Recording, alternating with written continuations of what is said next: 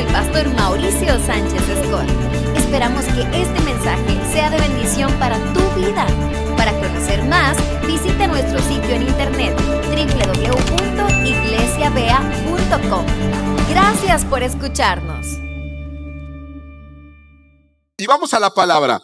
Primera de Pedro, capítulo 5, verso 10.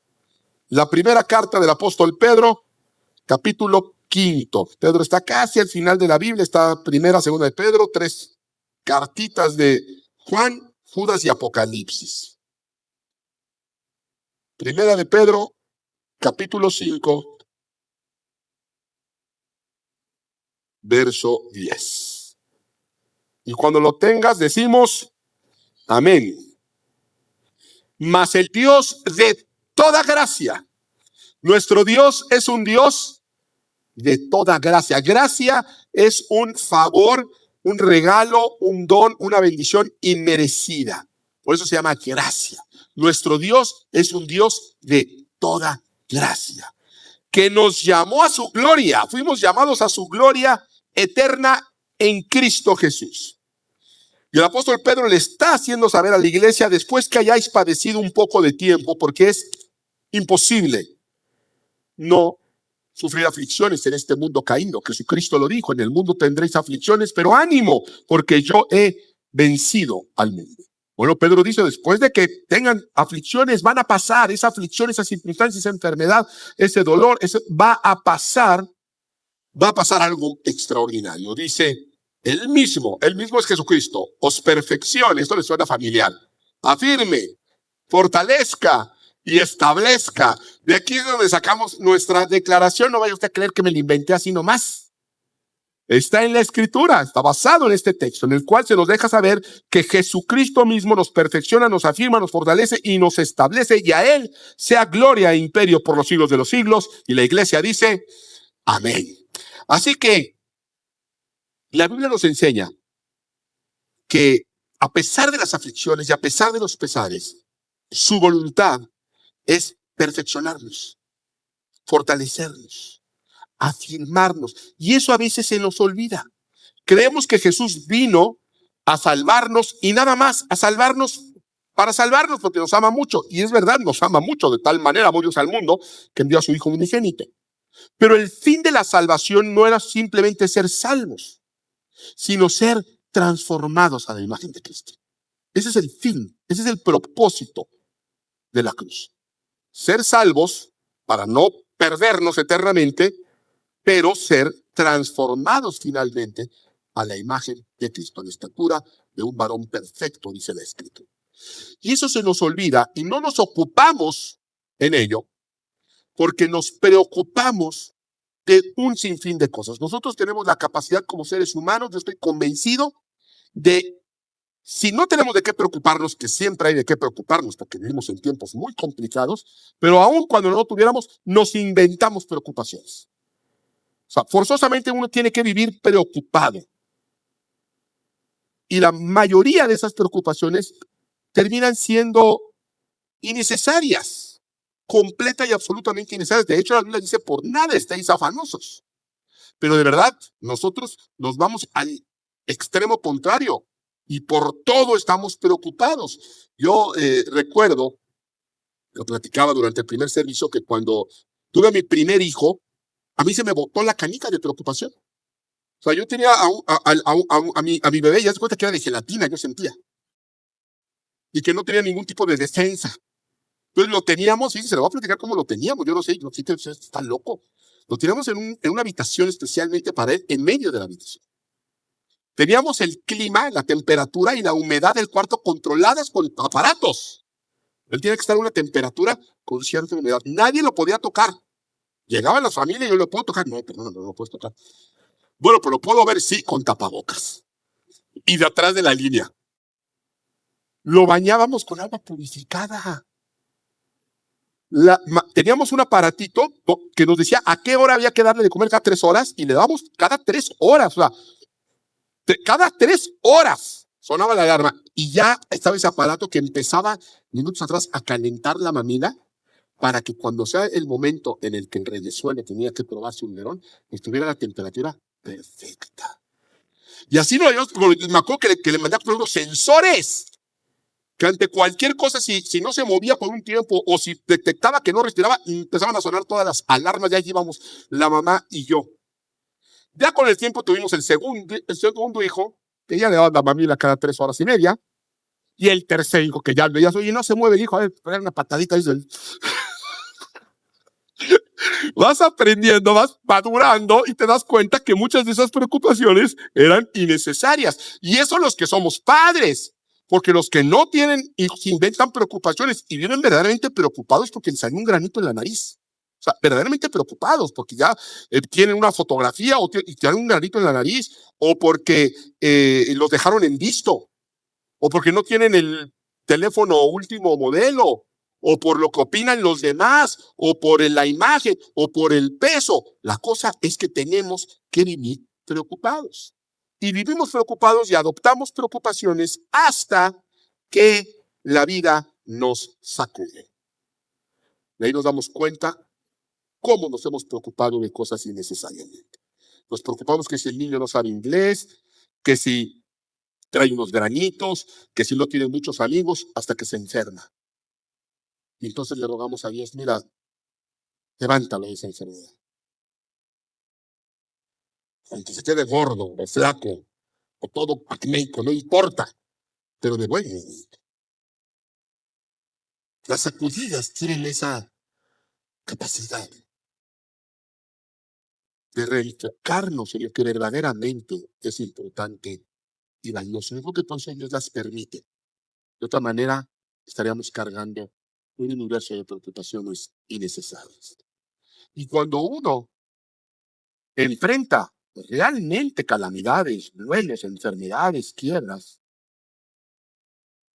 llegarás a la conclusión de lo que realmente es importante en esta vida son solamente 2 cosas: estar en paz con Dios y estar en paz con la gente que amamos. Todo lo demás no es. Todo lo demás no nos debería de preocupar.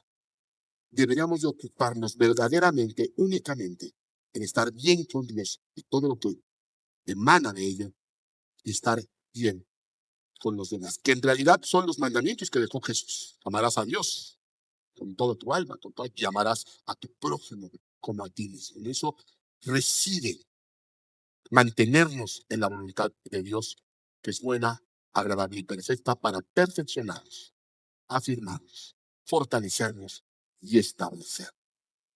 Como padres, los que somos padres, lo único que queremos realmente es que nuestros hijos sean felices. Ese es nuestro único interés, que nuestros hijos sean felices. Y por eso trabajamos, por eso protegemos, por eso somos capaces de llegar incluso al sacrificio. Podemos sacrificarnos por nuestros hijos, pero no podemos ser felices para ellos. Es algo que ellos tienen que hacer, es algo que ellos tienen que decidir. Si nosotros pudiéramos ser felices por ellos, serían los niños más felices del universo, los jóvenes más felices del planeta. Pero no podemos. Y lo mismo es con Dios. Por eso Él se revela como Padre. Lo único que Él quiere es que seas feliz, es que seas pleno. Y Él vino y sufrió y murió por ti. Pero Él no puede ser feliz por ti. La felicidad únicamente está cuando tú te mantengas en la plenitud del camino que representa Cristo.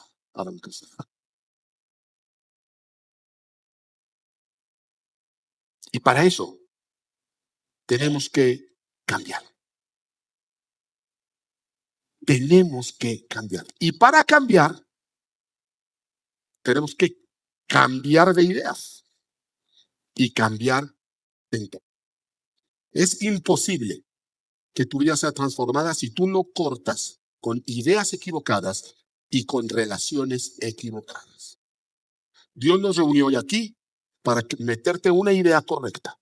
Tienes que cortar con ideas equivocadas y tienes que cortar con relaciones equivocadas. Y una de las ideas que más nos mantienen empantanados es creer que Dios tiene la culpa de alguna manera de nuestros problemas. Hay gente que me ha dicho, pastor, pero yo no puedo estar bien con Dios cuando me colocó en una familia disfuncional. Mi padre era un abusador, me golpeaba, era alcohólico, lo vi como abusaba de mi madre y de mis hermanos. ¿Por qué Dios lo permitió? Y digo, no, pero si Dios no tiene nada que ver con eso, Dios no hizo a tu padre así. Ese hombre tenía el potencial de ser un buen esposo. Tenía el potencial de ser un buen padre. Estaba una decisión de hacerlo. Decidió mal, defraudó a Dios. No es que mi madre me abandonó, mi madre me pegaba con un cable. ¿Y tu madre? No, Dios. Podría haber sido una buena madre, podría haber sido un buen ejemplo. No lo fue, pero no porque Dios la haya programado así, sino porque ella así lo decidió. Y defraudó a Dios. Ahora tú no defraudes a Dios. Tienes el potencial de ser un buen hijo, tienes el potencial de ser una buena hija, un buen hermano, un buen padre, una buena esposa. ¿Qué te lo impide? Nadie, no hay nada más. No defraudes a Dios. No defraudes a Dios. Y esto me recuerda una ocasión donde uno de mis hijos, que no voy a revelar su nombre para no quemarlo, quería una camiseta de un equipo de fútbol. Tenía ese anhelo. Y yo en una ocasión la veo y queriendo que mi hijo esté feliz, que es lo que todo padre queremos, se la compré. Entonces yo llego con la ilusión de ver una sonrisa en su rostro y le regalo su camiseta y la abre y se la pone y no le estaba mal la talla. La talla estaba mal. Pero no porque yo me haya equivocado, estaba mal etiquetada. Se habían equivocado. Ahí fue cuando me di cuenta porque estaba tan barata. ¿Sí? Y en un momento dado él como que se quiso enojar conmigo. Ay, papá, oye, espérate. ¿Y yo qué culpa tengo? O sea, yo todavía que te compro la camiseta, todavía que saco de mi dinero de mi bolsa para comprarte la camiseta, en lugar de comprarme yo algo, si, enójate con el de la fábrica. Es más, vamos a la tienda. ¿Yo qué culpa tengo? Si yo lo único que quería era hacerte un favor. Si el de la fábrica hizo mal su trabajo, si el de la tienda hizo mal su trabajo, si el de la etiqueta, ¿yo qué culpa tengo? Yo esperaría gratitud, no reproche. Pues creo que lo mismo sucede con Dios. ¿Qué culpa tiene? ¿Qué culpa tiene de las malas decisiones de tus padres? Y lo peor, ¿qué culpa tiene de las malas decisiones que tú tienes? Que tú has tomado. Porque te puedo casi asegurar, y eso es lo que marcan todos los estudios, que la circunstancia en la que te encuentras se debe más a tus decisiones que a cosas que hayas heredado. Stephen Covey, escritor de multiventas, Los 7 hábitos de la gente altamente eficaz, escribió: yo soy producto de mis decisiones, no de mis circunstancias. ¿Qué culpa tiene Dios? Así que tienes que cortar con esa idea. Deja que Dios se entienda con tu papá, deja que Dios se entienda con tu mamá, deja que Dios se entienda con esa gente que te hizo daño cuando debió de haberte hecho bien. Y ocúpate de tu relación con Dios. Porque Cristo viene y viene pronto. No defraudes a Dios. Que tus hijos no digan eso de ti. Que tus hijos no se enemisten con Dios por tu culpa. Fíjate la oportunidad tan gloriosa que tenemos de cambiar no solamente nuestra vida, sino la vida de nuestra generación. Y se hace cortando con ideas equivocadas. Y lo segundo que tenemos que cortar es con relaciones. Con relaciones me refiero a amistades, abarca amistades, círculos, vínculos y ambientes que no son agradables a Dios. Y lo sabes y te impiden recibir las bendiciones de Dios y no te das cuenta. ¿Tú crees que así vas a poder recibir? No, Dios hay ambientes, hay relaciones, hay amistades, hay vínculos, hay círculos que Dios no puede y no va a bendecir. Mientras te mantengas ahí, te mantienes estancado. Hay que cortar. Y no es agradable cortar. Es incluso difícil. Pero hay cosas desagradables que tenemos que hacer para un bien mayor. Fíjense, en 1789, en plena Revolución Francesa, las ejecuciones eran cosa de todos los días. Y eran muy cruentas, muy grotescas, muy crueles. Y un médico, un doctor, Joseph Ignace Guillotin, les va a sonar el apellido, presentó ante la Asamblea Nacional una propuesta humanitaria. Fíjense qué curioso. una propuesta humanitaria para evitar la crueldad y el sufrimiento innecesario en los condenados a muerte. Y el resultado fue la guillotina, lleva el apellido de este doctor. Nosotros podemos ver algo muy feo, muy grotesco, muy sangriento, pero el fondo era humanitario. Cortar en un segundo, el principio es muy simple, una navaja que cae por su propio peso, pero en un instante corta de raíz con el sufrimiento. Las otras opciones eran espeluznantes. Y de ahí la gente empezó a ser decapitada. 1792 fue la fecha de la primera decapitación en Francia. 1792. Y la última decapitación, ¿saben en qué año fue? Esto es muy sorprendente. 1977. Fíjense nada más, o sea, estaba estrenándose Star Wars. Tú estabas viendo Star Wars cuando la gente estaba siendo decapitada todavía en Francia. O estabas yendo a la disco a bailar Fiebre de Sábado por la noche, como John Travolta. Ya existía la Apple II. Yo ya me he presentado la Apple II y todavía había decapitados. De hecho, la pena de muerte no se va a abolir en Francia hasta entrados los años 80. Y a partir de ese momento ya dejaron de rodar cabezas. En el sentido literal, ahora ya nada más se quedó la expresión como en el mundo corporativo, ¿no? Cuando alguien la riega en el trabajo y un grupo, un equipo, y uy, el lunes van a rodar cabezas. Y de ahí viene, ahí se quedó. ¿Por qué esta expresión? Porque vamos a acabar con esto de raíz. Vamos a acabar con esto de raíz. Y ese era el fin de las decapitaciones. Acabar de tajo, acabar de raíz. Muchos siervos de Dios murieron decapitados. Juan el Bautista, por ejemplo. Se había convertido en un problema mayor para Herodes. Y dijo, mejor vamos a parar esto, conocemos la historia, y fue decapitado. Apocalipsis 20 habla de decapitados. Vamos a ver Apocalipsis 24. La visión que va a tener el apóstol Juan en la isla de Patmos, y es una revelación, que es lo que significa Apocalipsis. Dice, y vi tronos, y se sentaron sobre ellos los que recibieron facultad de juzgar, y vi las almas de los que, de los decapitados por causa del testimonio de Jesús y por la palabra de Dios. Desde los tiempos, entre los albores del cristianismo, hasta el futuro que todavía no llega, va a haber gente que va a ser decapitada por su fe en Cristo, tratando de acabar de raíz con el evangelio. Pero es imposible. Pero el concepto ahí está. Ahora, no solamente ha habido en la historia siervos decapitados. Ha habido siervos de Dios que también han cortado cabezas. Y uno de los ejemplos más notables es David. Si yo les pregunto de qué murió Goliat, la mayoría de las personas van a pensar que por un impacto de piedra, por la onda. Sin embargo, no es correcto. Goliat no murió a causa de la onda de David. Recordemos este episodio, lo conocemos todos. David se va a enfrentar con Goliat y David le dice a Goliat, tú vienes contra mí con espada, jabalina y lanza, pero yo voy contra ti en el nombre de Jehová de los ejércitos.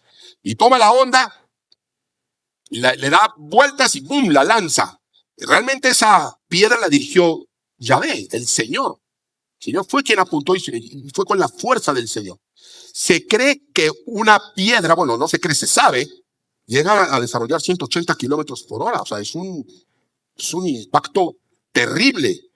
La Biblia dice que le impactó a Goliat en medio de la frente y él cae hacia el frente. Y la gente piensa que ahí fue cuando ya los israelitas levantan en hombros a David y el ejército filisteo huye, pero no sucedió eso. Vamos a leerlo. 1 Samuel 17:51. Goliat acaba de recibir el impacto de la roca, cae de frente, dice la escritura, y sucede Entonces corrió David, fíjense, corrió y se puso sobre el filisteo y tomando la espada de él y sacándola de su vaina, porque él no llevaba armas salvo la honda, lo acabó de matar. O sea, no había muerto, estaba agonizando. Y le cortó con ella la cabeza. Fíjense qué revelación. David sabe que Dios le va a dar la victoria, porque él lo va incluso a profetizar. Pero cuando él ve que le da la roca y cae, y muy probablemente ya no se iba a levantar de ahí, pero todavía David corrió. Se podría haber quedado viendo a ver qué sucedía. Pero él presto corre, toma la espada de David y le corta la cabeza. ¿Por qué le corta la cabeza? Porque David dijo, este no se vuelve a levantar. Dios me dio la victoria sobre él, me dio esta oportunidad milagrosa y yo la voy a aprovechar. Este gigante no se vuelve a levantar y se asegura de ello. ¿Cómo? Cortándole la cabeza. Y esto viene en relación porque estoy convencido que nosotros tenemos que cortar cabezas también. Y no literalmente, no se me vaya a poner agresivo y violento. Pero tenemos que cortar cabezas. Darles cuello. Cortar por lo sano. ¿Han escuchado esta expresión, no es cierto? Eso viene del ámbito médico. La amputación es algo curioso. Está algo enfermo, está algo gangrenado, está algo infectado, está creciendo, tienes que cortar. Fíjate qué curioso. No, efectivamente no puedes cortar desde lo enfermo. Si tienes la pierna gangrenada, no puedes cortarlo en gangrenado. Tienes que cortar desde lo sano. Porque si cortas de donde está enfermo, va a seguir creciendo. Y cortar por lo sano es muy difícil porque esa parte al menos está sana. Y duele. La otra ya no duele. La gangrenada, la podrida, ya ni la sientes. Y cortar por lo sano es muy difícil.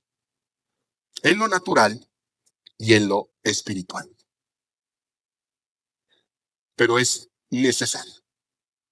No solamente es necesario, es vital aprender a cortar por lo sano antes que sea demasiado tarde.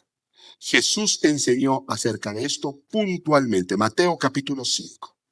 Mateo capítulo 5, verso 29 en adelante. Están muy serios, ¿eh? ¿No es verdad? Mateo capítulo 5, verso 29. ¿Lo tenemos? Es Jesucristo hablando en el sermón del monte, ¿eh? Por tanto, si tu ojo derecho te es ocasión de caer, sácalo y échalo de ti. Pues mejor te es que se pierda uno de tus miembros y no que todo el cuerpo sea echado en el infierno. Y si tu mano derecha te es ocasión de caer, ¿qué dice? Córtala y échala de ti. Pues mejor te es que se pierda uno de tus miembros y no que todo tu cuerpo sea echado al infierno. Obviamente Jesús también está hablando en sentido figurado. Pero el principio es el que quiere que entendamos. Hay cosas que tienes que cortar. ¿Por qué? Porque el no cortarlas está impidiendo que cambies. Y el cristianismo auténtico requiere una transformación. Y debes de entender que si tú no cambias, entonces considera realmente, piensa realmente si tú quieres irte al cielo. Si realmente la eternidad es para ti. Porque si tú no quieres cambiar y a ti te fascina emborracharte y ponerte hasta las manitas todos los viernes, la vas a pasar muy mal en el cielo. Porque no va a haber borracheras en el cielo. No va a haber un compa que te diga, vámonos a emborrachar, órale, vámonos a echar. No va a haber, no va a existir. Si te gustan las relaciones ilícitas, la vas a pasar muy mal en el cielo, vas a estar muy frustrado. Si te gusta andar buscando pornografía en internet, te vas a meter al internet celestial y ¿qué crees? No va a haber. ¿Qué vas a hacer? Entonces, pregúntate si realmente quieres vivir una eternidad en un lugar donde la santidad prevalece, porque la Escritura dice que sin santidad nadie verá al Señor. Eso dice la Biblia, ¿no es cierto? Sin santidad nadie verá al Señor. En nuestra vida hace falta santidad.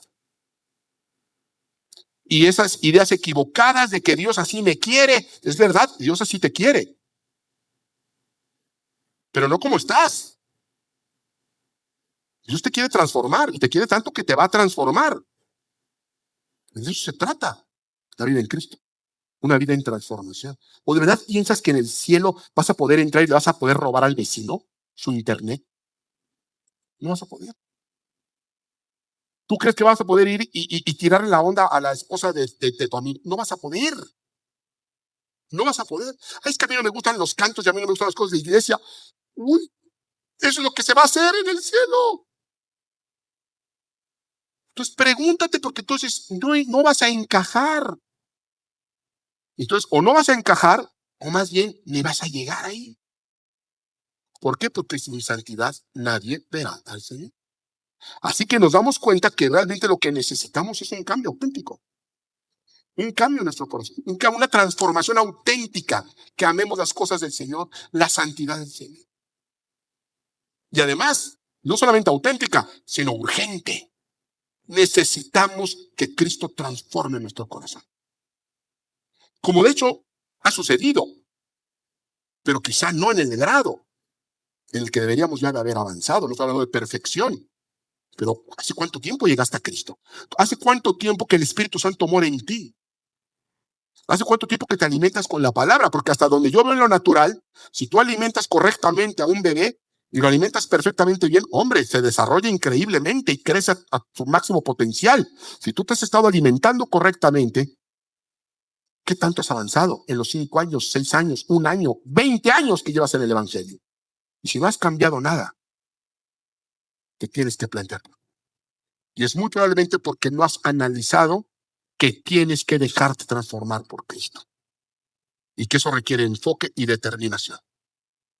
Y cambios. Hay cosas con las que tienes que cortar para que Cristo te pueda transformar. Porque Cristo no te va a transformar a fuerzas. Todo lo que Cristo haga en tu vida es algo para lo cual te va a pedir permiso. Es algo que tú le tienes que entregar. Y se lo tienes que entregar voluntaria y conscientemente. Si no, no funciona. Hay gente dice, no, pero es que no se puede cambiar. No se puede cambiar. Y pues, ¿qué Biblia lees? ¿Qué Biblia lees? Porque ahí está Pedro. Pedro negó a Jesús 3 veces. Se convirtió en apóstol. Pablo era perseguidor de la iglesia. Él perseguía a la iglesia. Tú lo peor que haces es no venir a la iglesia. Pero no la persigues, al menos. No arrastras familias para blasfemar el nombre de Cristo. Pablo hacía eso. Y terminó escribiendo prácticamente todo el Nuevo Testamento. María Magdalena tenía 7 demonios. 7 demonios. Y terminó siendo una discípula. El endemoniado Gadareno, él no tenía 7 demonios, él tenía una legión de demonios. Había perdido todo, hasta la razón lo había perdido ya. Y se convirtió en el primer misionero en la Decápolis. Entonces, ¿de qué me están hablando con que no se puede cambiar? Tú puedes tener una legión de problemas, una legión generacional de inmundicia, pero en Cristo podemos cambiar. Si ellos cambiaron, nosotros también, porque es el mismo Cristo, es el mismo Espíritu actuando en nosotros. Tienes que quitarte esa idea equivocada. Ahora, ¿qué hicieron Pedro? ¿Qué hicieron Pablo? ¿Qué hizo María Magdalena? ¿Qué hizo el endemoniado Gadareno? ¿Qué hicieron todos? Cortaron con ideas equivocadas y cortaron con relaciones, con entornos que no eran adecuados. Tienen eso en común. Pedro era pescador, cambió hasta destino de vida. María Magdalena, no conocemos los detalles, pero siguió a Jesús. Seguramente dejó casa, amistades, no sabemos qué, pero claro que dejó muchas cosas. Cortar duele, pero es necesario. Tienes que cambiar. Y a la iglesia no le gusta que le digan que tiene que cambiar. Nos gusta escuchar que Cristo nos ama, nos gusta escuchar que en Él somos más vencedores, pero no nos gusta que nos digan el sacrificio que requiere y los cambios que requieren para poder ser transformados. 1 Corintios, capítulo 6, verso 9 y 11. Casi no leemos estas partes de la Biblia. Y créanme que si pudiera, las metiera en un cajón y ahí las dejara. Si yo pudiera, ni predicaba de esto. Pero Dios no nos reúne para que escuchemos lo que queremos, sino lo que necesitamos escuchar. Porque nos ama tanto que no nos quiere dejar. 1 Corintios 6, 9, ¿lo tenemos? No erréis. ¿Qué significa no erréis? No te equivoques. No te equivoques. Dios no quiere que te equivoques. No erréis. Y te vas a equivocar y estás equivocado Y vas a pagar un precio si lo que vamos a leer a continuación, tú no lo crees o crees lo contrario. Por eso dice, no erréis. Hay una versión, la versión Mauricio Internacional, que dice, no la riegues. No la riegues. Sigue tú. No erréis, ni los fornicarios, ni los idólatras, ni los adúlteros, ni los afeminados, ni los que se echan con varones, ni los ladrones, ni los avaros, ni los borrachos, ni los maldicientes, ni los estafadores heredarán el reino de Dios. ¿Qué hacemos con este texto? ¿Cómo lo interpretamos? ¿Lo escondemos? ¿Arrancamos la página? ¿Qué hacemos con este texto? Porque aquí entre nosotros seguramente hay fornicarios. Seguramente hay adúlteros, avaros, borrachos y todo lo que aquí está diciendo. Que piensan que van a heredar el reino de los cielos con ese estilo de vida. La Biblia dice que no. ¿A quién le crees? ¿A ti? ¿A lo que te han dicho no sé quién? ¿O a la Escritura? Porque más claro no puede ser. No puede ser. Pero continúa diciendo, y esto eran algunos de ustedes. Pablo le está hablando a una iglesia, la iglesia en Corinto. Dice, y esto eran algunos de ustedes. Yo los conocí. Al adúltero, al fornicario, al avaro, al borracho, al afeminado. Esto eran. Mas ya habéis sido lavados, ya habéis sido santificados, ya habéis sido justificados en el nombre del Señor Jesús y por el Espíritu de nuestro Dios. Dice, esto eran, pero ya no son. Ya no lo son más. Y esto fue hace 2000 años. Así que se puede cambiar. El error más grande es creer que no podemos cambiar o que no debemos cambiar. Debemos y se puede en Cristo cambiar. Cualquier vicio, cualquier atadura, cualquier cosa que tengas torcida, se puede cambiar. Pero tenemos que seguir las instrucciones escriturales y tenemos que cortar. No podemos cometer el error de los filisteos, por ejemplo. Los filisteos tenían un enemigo también invencible, que era Sansón. Prediqué hace poco acerca de Sansón. ¿Y qué hicieron? Se hacen de la victoria, lo controlan, lo someten, le sacan los ojos, pero no le cortan la cabeza. Y ahí lo tenían guardadito. Y de repente cuando se querían divertir con él, lo mandaban a llamar para burlarse de él. ¿Se dan cuenta? Para ellos ya no representaba una amenaza. Pero ahí estaba. ¿Y qué sucedió por no haberle cortado la cabeza? Fuerza. Regresó y fue la ruina de todos ellos. Hay una máxima. Lo que no te mata, te fortalece. Lo conocemos, ¿no es cierto? Y es verdad. Todos hemos enfrentado momentos muy difíciles, muy duros, y Dios nos ha dado la victoria y salimos de ahí más fuertes. Es verdad, lo que no te mata, te fortalece. Pero eso también aplica a los pecados. Eso también aplica a las ataduras que no matas. Si no las matas, de ahí las tienes, se van a levantar. Y cuando se levanten, se van a levantar más fuertes. La Biblia habla de una persona que estaba endemoniada, tenía un espíritu inmundo y fue liberada por el poder del Espíritu Santo. Dice la Escritura que ese espíritu andaba por ahí buscando y no encontraba. Dice, ¿cómo estará mi huésped donde estuve? Dice que regresa y lo encuentra limpio y ordenado, pero vacío, distraído. ¿Y qué dice la Biblia que hizo ese demonio? ¿Volvió a entrar en él? Fíjate, dice que fue por otros 7 peores que él. Y volvió a entrar. Y dice que el estado final de esa persona terminó siendo peor que el estado original. ¿Por qué? Porque lo que no matas se fortalece.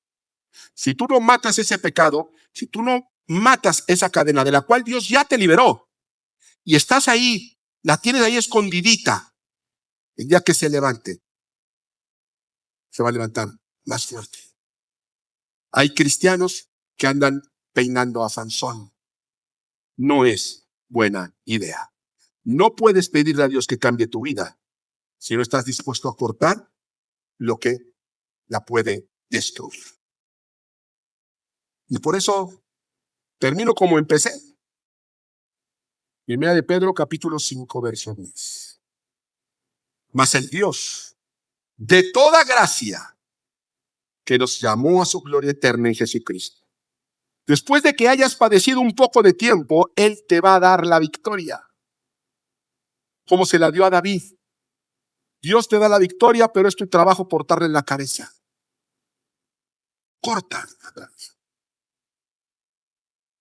Corta toda posibilidad de que se vuelva a levantar esa tentación, esa relación, ese hábito, ese vicio. Y después de que hayamos batallado un poco de tiempo, como dice el apóstol Pedro, Él mismo, Jesús mismo, os perfeccione, afirme, fortalezca y establezca. A Él sea la gloria y el imperio por los siglos de los siglos. Y la iglesia dice, amén. Que Dios los bendiga.